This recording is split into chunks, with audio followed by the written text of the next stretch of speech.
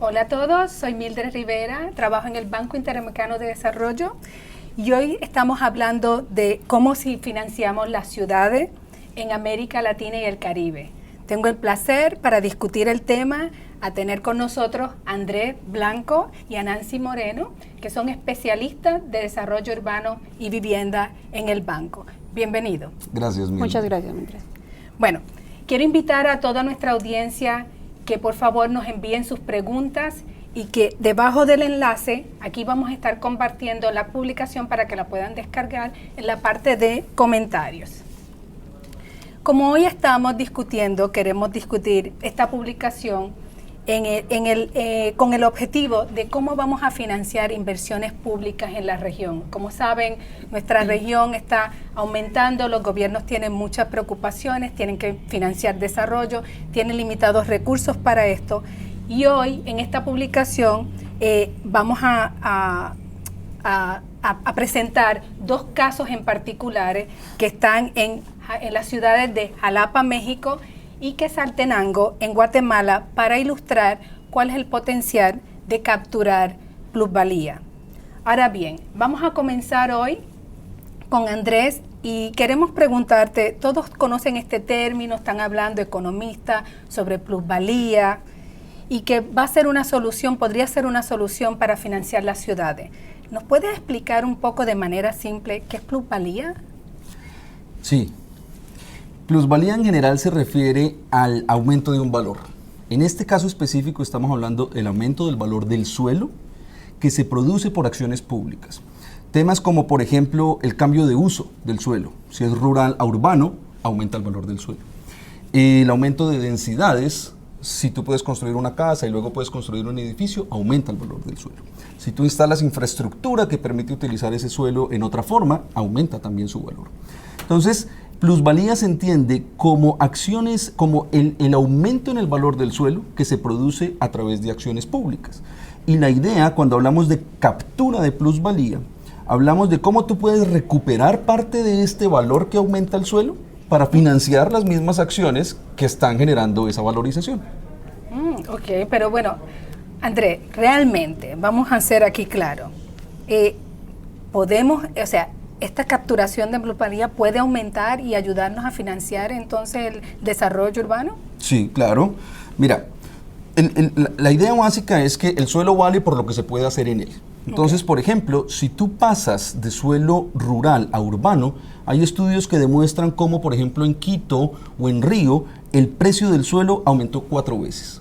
Si tú pasas de poder construir casas a poder construir edificios de 5 pisos, hay estudios en Bogotá que demuestran que el valor del suelo aumentó en 100%. Si tú, por ejemplo, tienes suelo, que en este momento no está servido, no tiene infraestructura, y pones, por ejemplo, pavimentación, o pones, por ejemplo, alcantarillado, ese precio por metro cuadrado, por ejemplo, que equivalga a $1, aumenta el valor del suelo en más de $3. Incluso en el caso de agua potable, por $1 puede aumentar el valor del suelo hasta $11. Estos son casos, digamos, estudiados en ciudades brasileñas como Recife, Curitiba y Brasilia.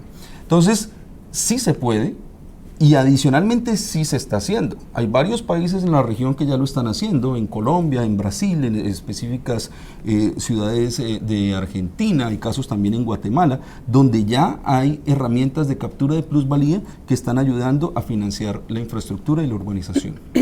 Ok, esto es impresionante, pero ahora entonces voy a Nancy y le quiero preguntar, Nancy, realmente ¿cuáles fueron las principales conclusiones que tuvieron las ciudades de Jalapa en México y Quetzaltenango en Guatemala? ¿Nos puedes contar? Sí, claro, Mildred. Muchas gracias por la pregunta. Yo creo que es importante señalar que el objetivo que nosotros nos planteamos a la hora de desarrollar estos estudios era poder determinar si herramientas como la captura de plusvalía tenían un potencial para la financiación del desarrollo urbano en la región.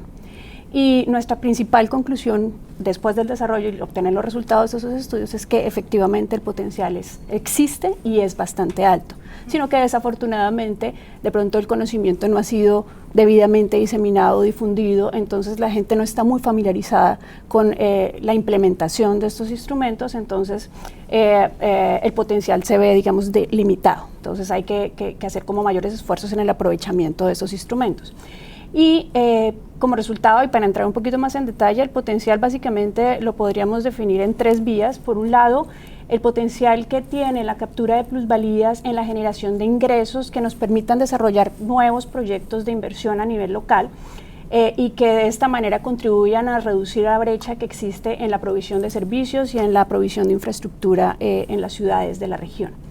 Por otro lado, este mayor acervo de recursos también nos permite fortalecer las finanzas locales a partir de una mayor autonomía financiera de los municipios y que obviamente les permite calificar mejor a la hora de considerar intervenciones de este tipo.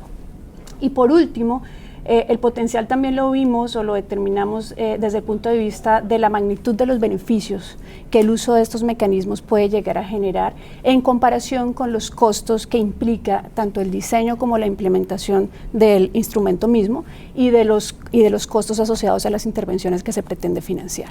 Entonces, en conclusión, el potencial está, lo que tenemos que hacer es un mejor esfuerzo para que se puedan utilizar y llevar a cabo.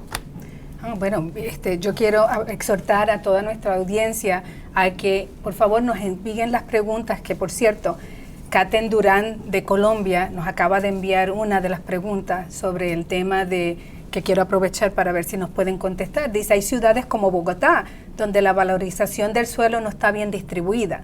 ¿Cómo hacemos para que este fenómeno no aumente la desigualdad en los países?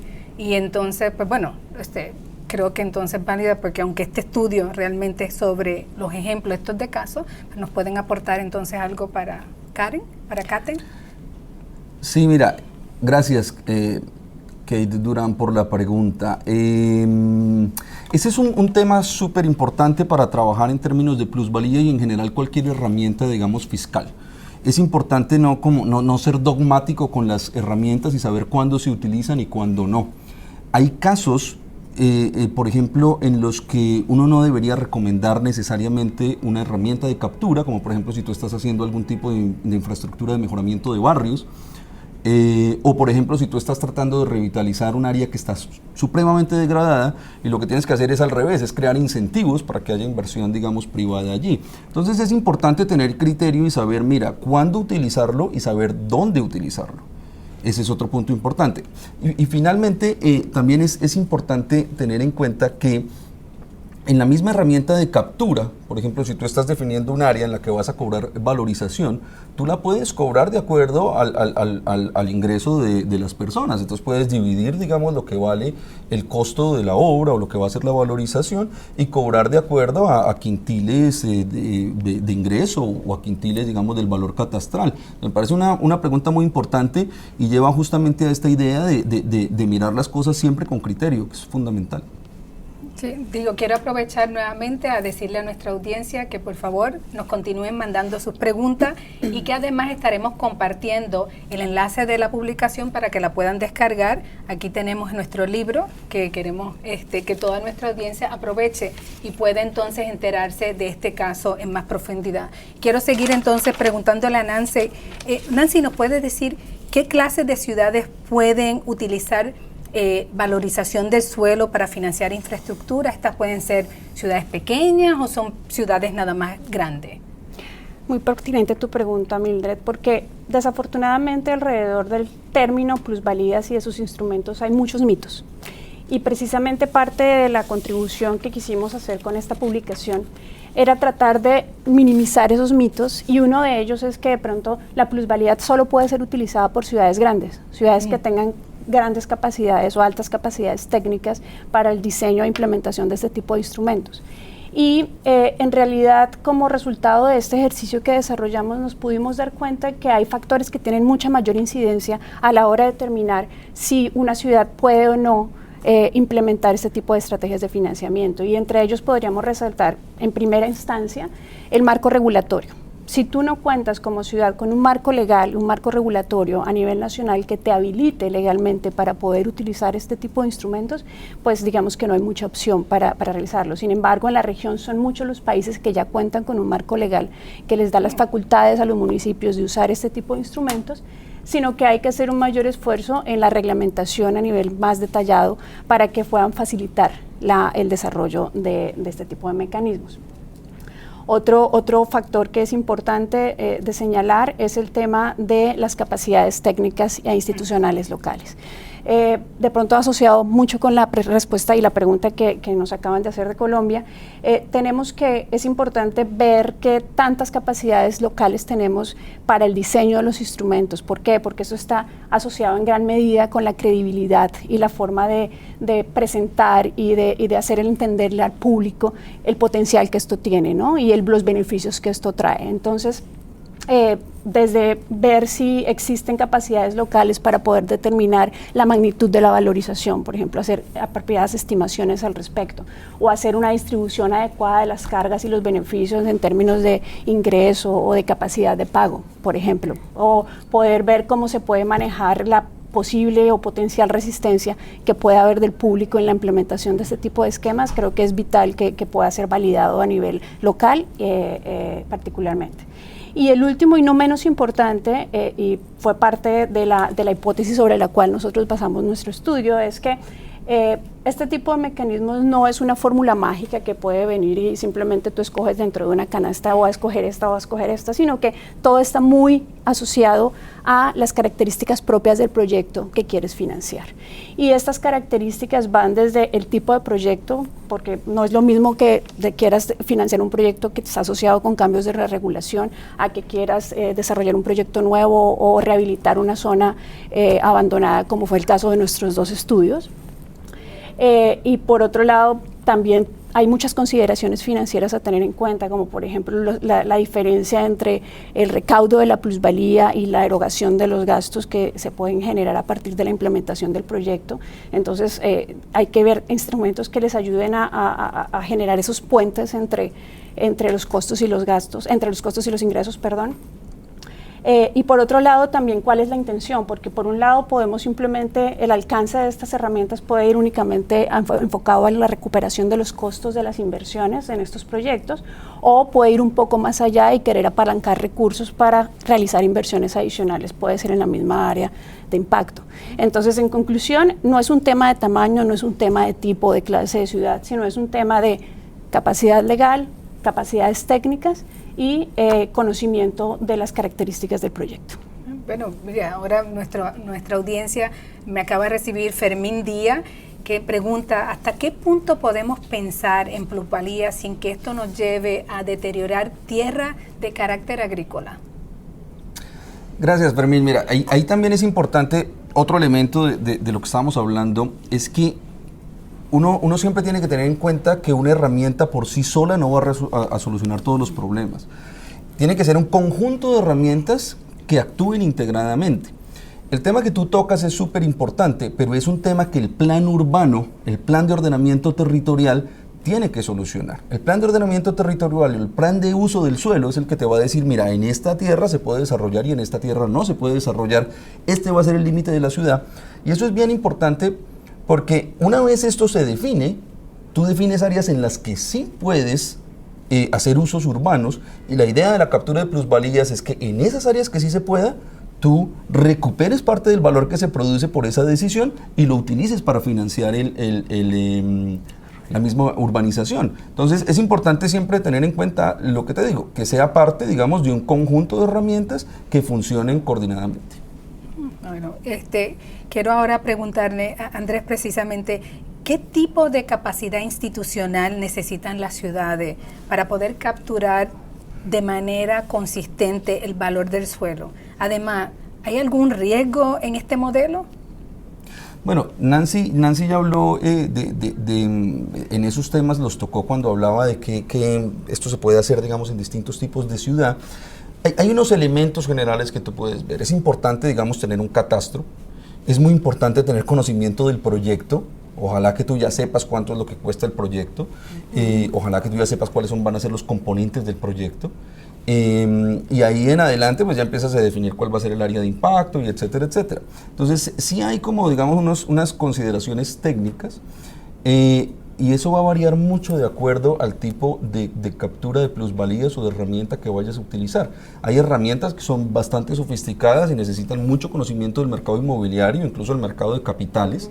Pero hay herramientas mucho más sencillas como la contribución por valorización, por ejemplo, que en cierta forma la puedes hacer con poca información, como en el caso, por ejemplo, de los dos casos que estamos mostrando aquí en el libro, tanto en Jalapa como Quetzaltenango, mostramos cómo se puede hacer un cálculo de plusvalías en condiciones donde la información era escasa y era limitada. Entonces, lo más importante para responder tu pregunta yo creo que es como la visión política y el compromiso político de querer hacerlo.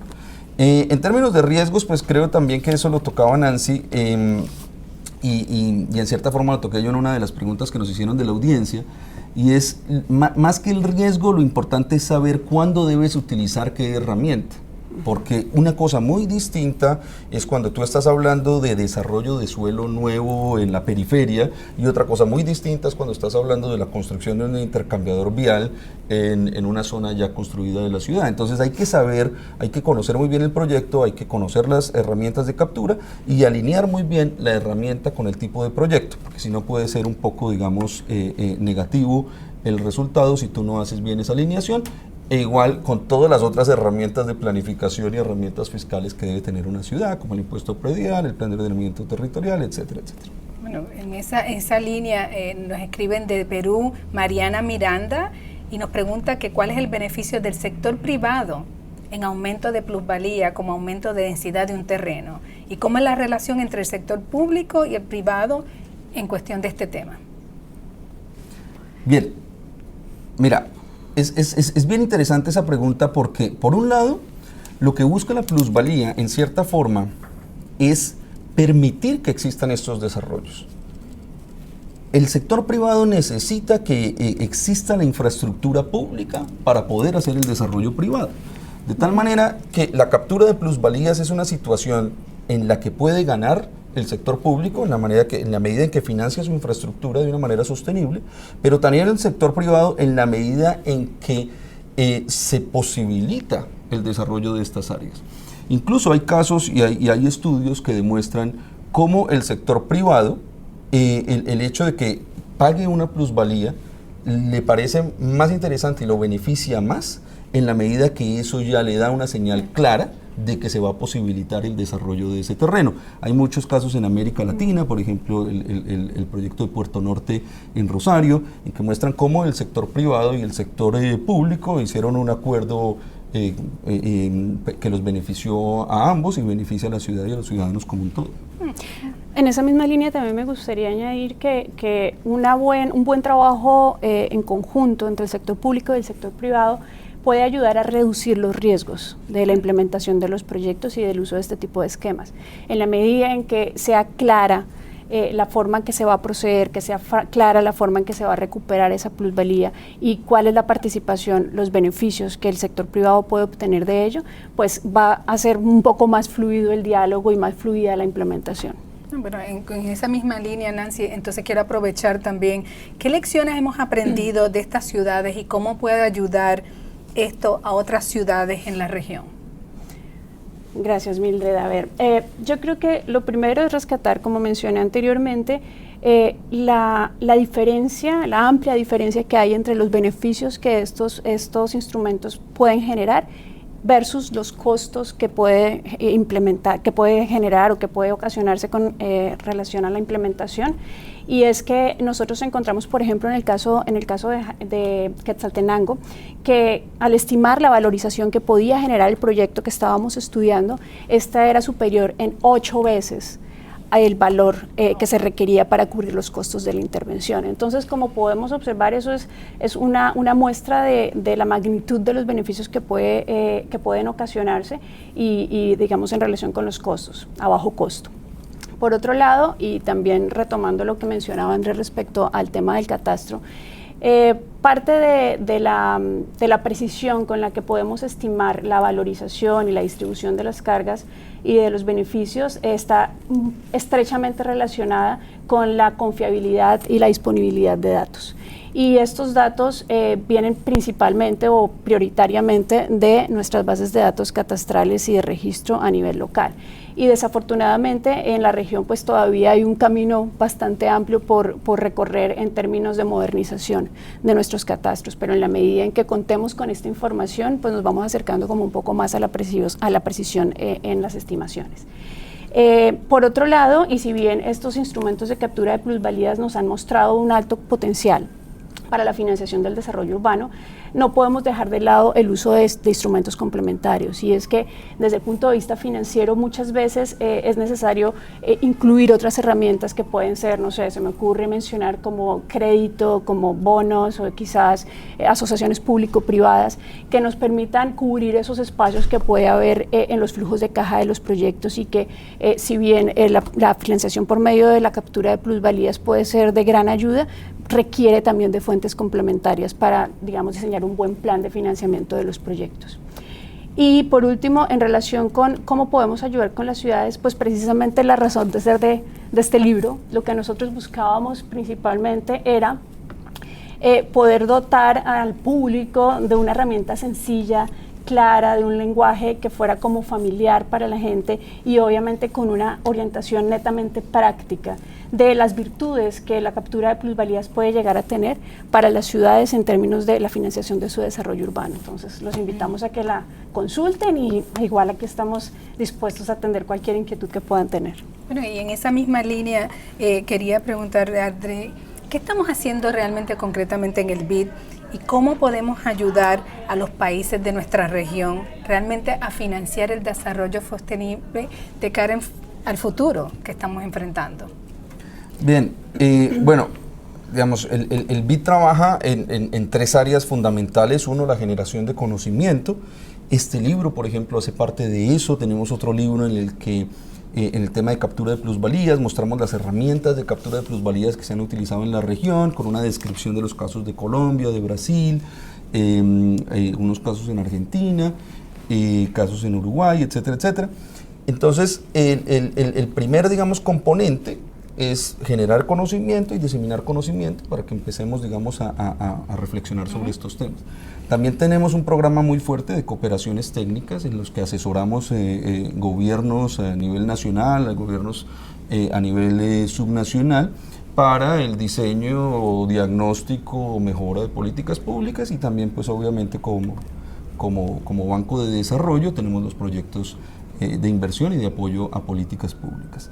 Es importante, en el banco en este momento estamos tratando de crear herramientas de apoyo a la innovación que nos permitan identificar ideas interesantes y crear pilotos y experimentar un poco con estos pilotos a nivel de las ciudades. Entonces este tema de captura de plusvalías es interesante para el banco por esa razón, que nos va a permitir pilotear y pasar, digamos, ideas y proyectos, que siempre hay muchos en la región, a la realidad, porque se conectan entonces no solo con el financiamiento, sino con todo, digamos, el consenso necesario para que sector público y sector privado se encuentren y generen, digamos, la implementación real de los proyectos e ideas que se tienen.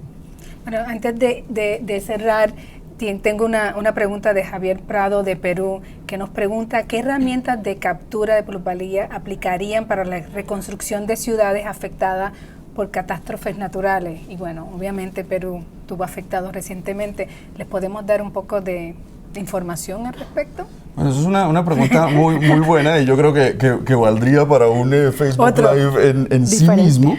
Pero yo creo, y así, digamos, respondiendo muy inicialmente, la pregunta muy interesante, Javier, gracias. Hay una herramienta muy interesante que se utiliza en Colombia, viene de Japón, se utiliza en Corea, que es el reajuste de terrenos. En el reajuste de terrenos lo que hace es tomar un área grande que probablemente tiene diferentes propietarios, y la piensa como un redesarrollo, no en función del lote a lote, sino del área entera. Entonces, en ese momento, cada propietario deja de tener su lotecito y tiene, digamos, un porcentaje, puede ser en una fiducia, y se reorganiza, se reparceliza al interior el área para que se pueda trabajar como un todo. Entonces, por ejemplo, en áreas que han sido afectadas, en áreas que hay que reconstruir un área mayor, sería bien interesante mirar la aplicabilidad de este tipo de herramientas. Porque uno de los principales problemas del urbanismo en América Latina ha sido el desarrollo lote a lote. Y esto te va a permitir pensar y desarrollar áreas de una manera mucho más organizada. Vamos hablando, digamos, de 40, 50, 100, 200 hectáreas que tú puedes desarrollar con un concepto mucho más urbano a que si lo haces lote a lote. Perfecto. Bueno, mira, yo creo que el tiempo se nos ha terminado, sumamente interesante. Quiero darle las gracias a Andrés, Nancy, por estar con nosotros y quiero darle las gracias a nuestra audiencia por esta conversación, por sus preguntas y quiero invitarlos a que se suscriban a nuestro blog de Ciudades Sostenibles, www.iadb.org, Ciudades Sostenibles, y por favor no se olviden de descargar nuestra publicación, que tenemos entonces la información en la parte de aquí abajo en el comentario, y cualquier otra pregunta vamos a estárselas contestando en nuestro blog. Quiero darles las gracias a todos y esperamos vernos en la próxima. Gracias a ti, Mildred, y gracias a la audiencia por las preguntas también.